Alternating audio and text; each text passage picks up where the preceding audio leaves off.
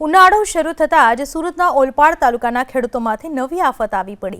કાંઠા વિસ્તારના જીણોદ અને કરંજ ગામના ખેડૂતોએ મહામહેનતે ડાંગરના પાકની રોપણી કરી હતી, પરંતુ પાણીના અભાવના કારણે મહેનત માથે પડે એવી સ્થિતિનું નિર્માણ થયું છે। આમ તો નહેર ચાલુ થયેલ 2 મહિના જેટલો સમય વીતી ગયો છે, પરંતુ હજુ સુધી કાંઠા વિસ્તારમાં પાણી પહોંચ્યું નથી।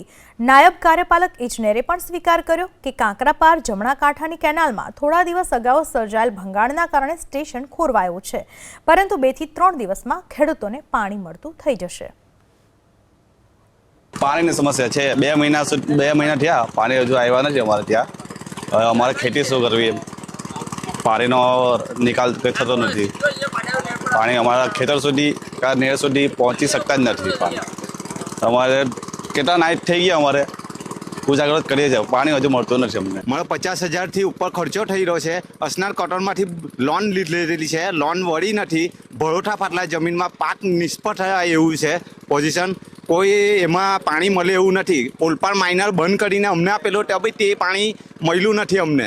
પાણી અમે રોપ્યું પછી ખાતર નાખવાનું પણ બાકી જ છે, હજુ પાણી મળ્યા નથી અમને ને રાતે પણ અમે આવીએ જ છે, પણ પાણી બિલકુલ મળતું નથી। પાણીની હવે આ ડાંગરનો પાક છે, મારે પોતાનું જ 38 વીઘા ભાત છે, એમાં મારે 3 લાખ રૂપિયાનો ખર્ચો કર્યો છે મેં। હવે પાણી માટે 3 દિવસથી 2 દિવસ તો અમે નેર પર પાણી વગર સૂઈ ગયા, મશીન સાચવવા માટે જ। એટલે હવે આજે સવારે માંડ પાણી મળે છે, તો ધીરે ધીરે એન્જિન ચાલે છે, પણ પાણી ફૂલ આવે તો બધા ખેડૂતોને રાહત રહે એમ કે ખર્ચામાંથી તો બહાર નીકળી જાય। અત્યારે ખેડૂત ખાલી એક જ વસ્તુ છે કે થોડું બી પાણી મળી જાય તો મારું 10 દિવસ બાદ બચી જાય ને હું મારો ખર્ચો નીકળી જાય। હાલ કાંઠા વિસ્તારના ગામોમાં ઉનાળુ સિઝનમાં શેરડી અને ડાંગરના પાકની રોપણી થયેલ છે।